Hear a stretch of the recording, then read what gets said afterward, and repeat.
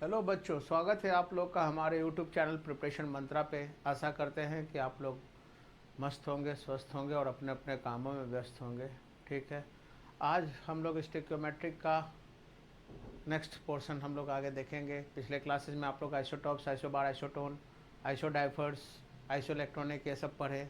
फिर उसके बाद आप लोग atomic mass, relative atomic mass, gram atomic mass, average atomic mass पे हम लोग चर्चा किए और कुछ सवाल हम लोग उस पर देखें। ठीक है, आज हम लोग क्या पढ़ेंगे? आज हम लोग पढ़ेंगे मोलिकुलर मास और ग्राम मोलिकुलर मास के बारे में। ठीक है, तो सबसे पहले हम लोग जान ले ये मोलिकुलर मास क्या होता है। ठीक है, मोलिकुलर मास जिस तरह से एटॉमिक मास की हम लोग बात करते हैं, तो एटॉमिक मास जो होता है वो एक एटम का मास होता है। एक एटम के मास को एमयू में रिप्रेजेंट करते हैं तो वो एटॉमिक मास कहलाता है। उसी तरह से मोलिकुलर मास एक मॉलिक्यूल का मास होता है। अगर एक मॉलिक्यूल के मास को अगर एमयू में रिप्रेजेंट करेंगे तो वो हमारा मोलिकुलर मास कहलाएगा। तो व्हाट इज मोलिकुलर मास? तो हम लोग कहेंगे it is the mass of it is the mass of one molecule. It is the mass of one molecule in AMU, है ना। एक मॉलिक्यूल के मास को अगर AMU में रिप्रेजेंट करेंगे तो वो क्या कहलाएगा? Molecular mass. जैसे एग्जांपल में अगर हम लोग बात करें H2O, तो H2O का है ना कितना होगा आप लोग का मोलिकुलर मास? अगर इसका मोलिकुलर मास की अगर हम लोग बात करें तो आप लोग जानते हो कि मोलिकुलर मास एक मॉलिक्यूल का मास है, तो हाइड्रोजन का, और वो भी एमयू में रिप्रेजेंट करना है ना।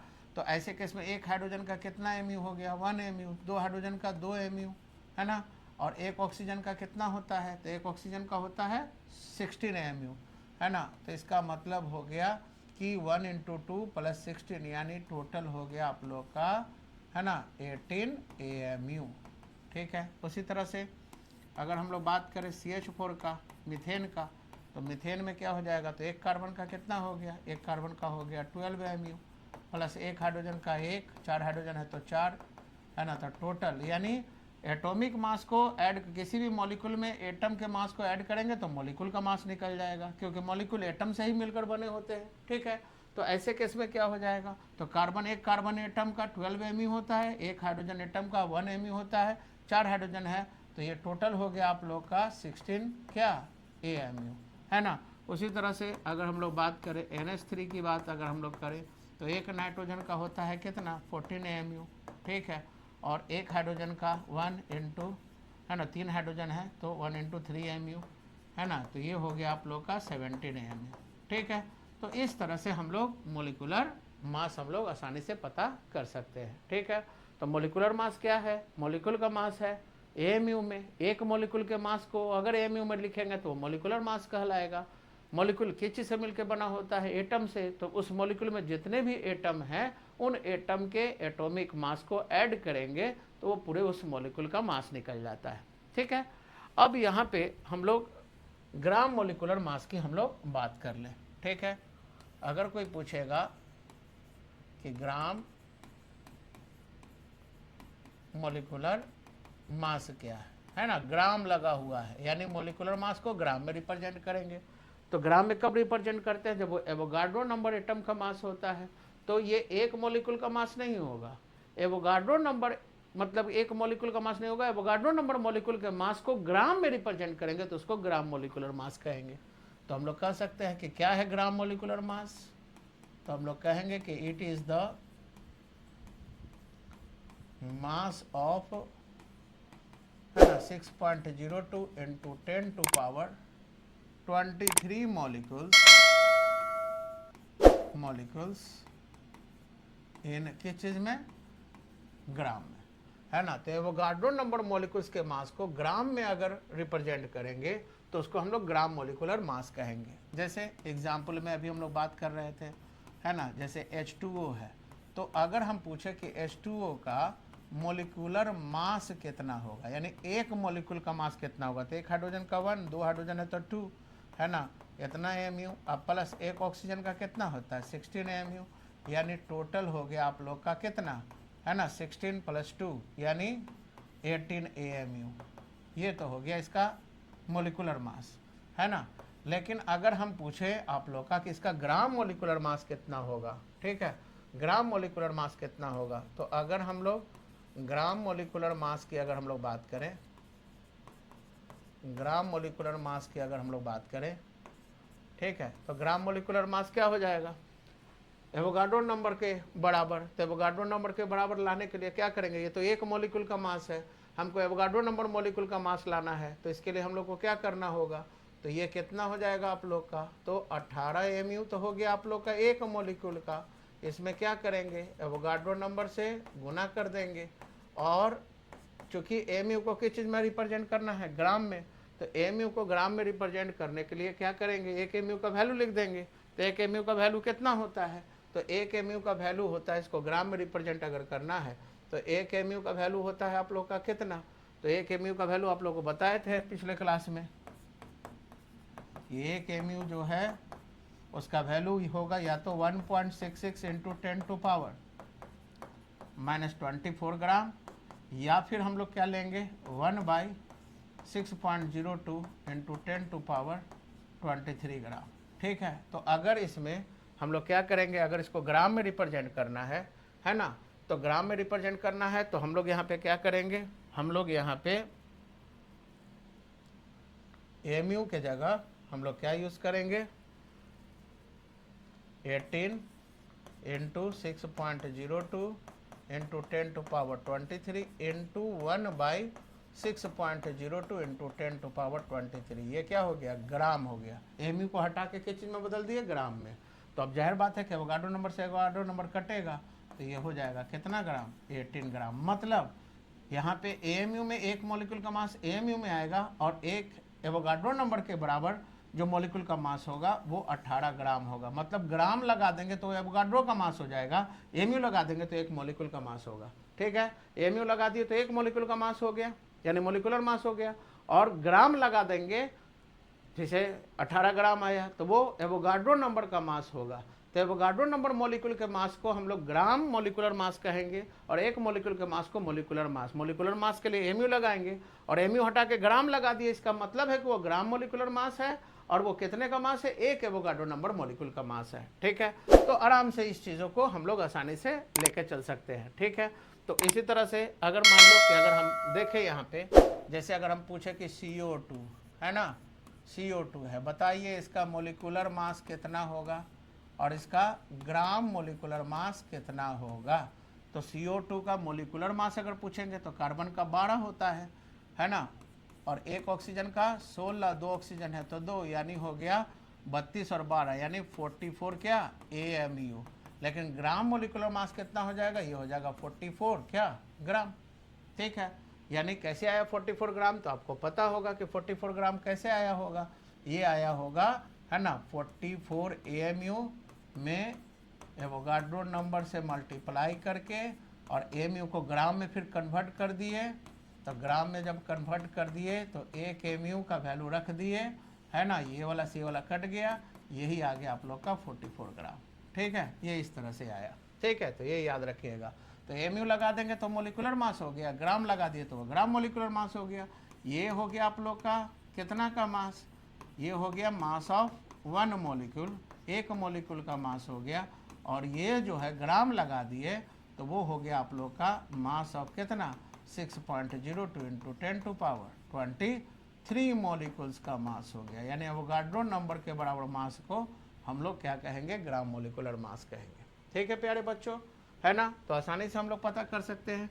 उसी तरह से अगर हम कहें कि NH3, तो NH3 का मोलिकुलर मास कितना हो गया, तो नाइट्रोजन का 14 और 3 कितना 17 AMU हो गया। और अगर इसका ग्राम मोलिकुलर मास की अगर हम लोग बात करें तो ग्राम मोलिकुलर मास कितना हो जाएगा, इसका ग्राम मोलिकुलर मास हो जाएगा 17 क्या ग्राम, है ना। इसी तरह से अगर हम H2O की बात करें, है ना, तो H2O का हो गया 16 और 2 18 AMU, है ना, ये एक मॉलिक्यूल का मास हो गया, और ग्राम मोलिकुलर मास इसका कितना हो गया 18 ग्राम, ठीक है। तो यहाँ से आप लोग इस तरह से चीज़ों को कर सकते हैं, ठीक है। उसी तरह से अगर हम कुछ और मॉलिक्यूल ले लें CH4, तो ये अभी आप लोग का कितना हो गया 16 mu हो गया आप लोग का, और ग्राम मोलिकुलर मास हो जाएगा तो ये 16 क्या ग्राम हो जाएगा। तो आसानी से पता कर लेंगे। तो याद रखिएगा कि ग्राम मोलिकुलर मास जो है वो एवोगाड्रो नंबर मोलिकुल का मास होता है, ठीक है। तो आसानी से हम लोग पता कर लेंगे, है ना। जैसे अगर इसमें एक क्वेश्चन अगर हम पूछे, है ना,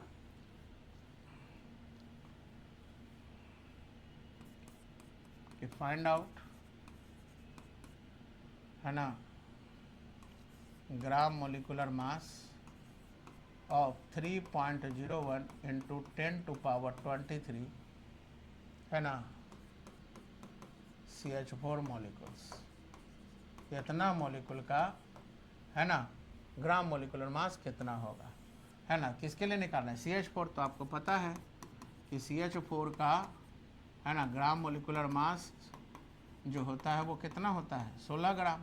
16 ग्राम कितना का मास होता है 6.02 इंटू 10⁻23 CH4 मॉलिक्यूल्स का होता है, ठीक है। तो इतना मॉलिक्यूल्स का मास होता है 16 ग्राम। तो हम लोग को क्या पूछ रहा है, हम लोग का पूछ रहा है कि 3.01 इंटू 10⁻23 मॉलिक्यूल्स अगर रहता तो उसका कितना हो जाता। तो ये देख रहे हो ना, जस्ट आधा है, तो जाहिर बात है कि इसका कितना हो जाएगा आप लोग का, एवोगाड्रो नंबर का 16, तो एवोगाड्रो नंबर का ये आधा है, तो मास भी आधा हो जाएगा। कितना ग्राम हो जाएगा 1 ग्राम हो जाएगा आपका आंसर, ठीक है। तो इस तरह से आसानी से हम लोग पता कर सकते हैं, है ना।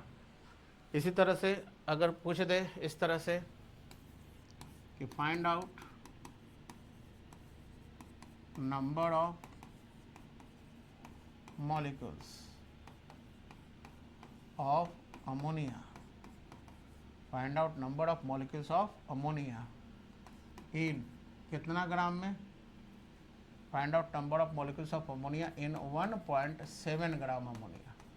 1.7 ग्राम अमोनिया में, है ना, कितना मॉलिक्यूल्स अमोनिया का होगा, ठीक है। तो हम लोग जानते हैं पहले, सबसे पहले ऐसे सवाल को बनाने के लिए क्या करेंगे, तो ऐसे सवाल को सॉल्व करने के लिए पहले क्या करेंगे, पहले अमोनिया का ग्राम मोलिकुलर मास निकाल लेंगे।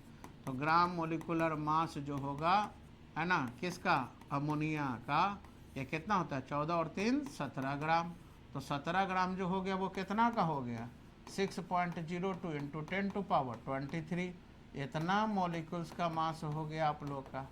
अब जाहिर सी बात है कि हम लोग का क्या पूछ रहा है 1.7 ग्राम में पूछ रहा है, तो 1.7 ग्राम का मतलब किसका 1/10 है ना। इसमें 10 से डिवाइड करेंगे तब इतना आएगा। तो इसका मतलब है कि अगर मास में 10 से डिवाइड करेंगे तो मॉलिक्यूल में भी 10 से डिवाइड करेंगे। तो इसका मतलब कि पहले ये देख लेंगे ये दोनों में क्या रिलेशन है। तो ये 1.7 है यानी कि 17/10 है। तो इसका मतलब है कि अगर ये वेट को अगर 1/10 करेंगे तो मॉलिक्यूल भी 1/10 हो जाएगा। तो आंसर कितना हो जाएगा 6.02 इंटू 10⁻22 मॉलिक्यूल्स आएगा। आया बात समझ में। तो ये ध्यान में रखना है, आसानी से हम लोग पता कर लेंगे, ठीक है। तो इसी तरह से अगर पूछे जाए आप लोग से कि find out number of molecules of CH4, है ना, इन 32 ग्राम ऑफ CH4, है ना। 32 ग्राम CH4 में कितना मॉलिक्यूल होगा CH4 का, तो आराम से पता कर लेंगे, है ना। अगर 32 ग्राम है तो वो कितना है, ये इसका ग्राम मोलिकुलर मास पता कर लेंगे CH4 का। CH4 का ग्राम मोलिकुलर मास कितना होता है, तो CH4 का ग्राम मोलिकुलर मास पहले निकाल लेंगे। आइए पहले आराम से हम लोग करके देखें। सबसे पहले क्या करेंगे हम लोग देख लेंगे कि CH4 का ग्राम मोलिकुलर मास कितना होता है। तो 12 4 16 ग्राम। अगर 16 ग्राम है तो उसमें कितना 6.02 इंटू 10⁻23 CH4 मॉलिक्यूल्स हो जाएगा। लेकिन आपको 16 ग्राम में नहीं, कितना में पूछ रहा है 32 ग्राम में, यानी दुगना करके पूछ रहा है। तो अगर वेट दुगना होगा तो ये मॉलिक्यूल की संख्या भी दुगना होगा, है ना। 16 ग्राम में इतना, तो दुगना करेंगे तो ये भी क्या होगा दुगना होगा। तो दुगना होगा तो कितना हो जाएगा 12.04 इंटू 10⁻23 CH4, ठीक है। तो इस तरह से आराम से हम लोग ग्राम मोलिकुलर मास या मॉलिक्यूल की संख्या आसानी से पता कर सकते हैं। तो इसी तरह के वीडियो को ज़्यादा से ज़्यादा देखने के लिए चैनल को सब्सक्राइब कीजिए, वीडियो को लाइक कीजिए, शेयर कीजिए। Thank you.